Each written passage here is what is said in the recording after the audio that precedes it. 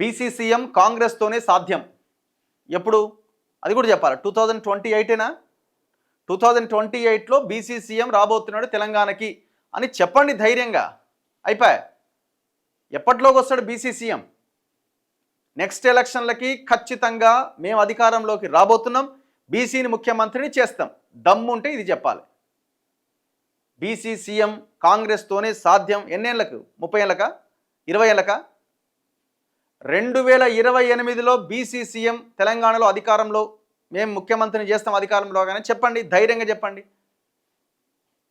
నాకు రేవంత్కు మంచి రిలేషన్ ఉంది. పీసీసీ చీఫ్ మహేష్ గౌడ్ ఈ నెల 23 నుంచి మళ్ళీ పాదయాత్ర. జూబ్లీహిల్స్లో గెలుపు మాదే. బీసీ రిజర్వేషన్లపై మా చిత్తశుద్ధిని ఎవరూ శంకించాల్సిన పని లేదు. బీజేపీ నేతల వల్లే బీసీలకు నష్టం.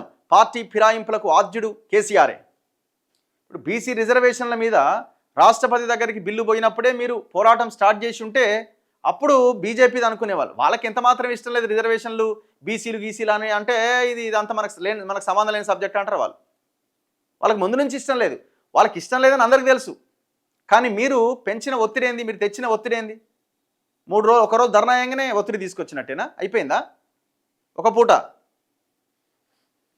4 నెలలు అవుతుంది రాష్ట్రపతి దగ్గర మీరు అసెంబ్లీలో ఆమోదించిన బిల్లులు ఆమె టేబుల్ మీదకి పోయి 3 నుంచి 4 నెలలు అవుతుంది.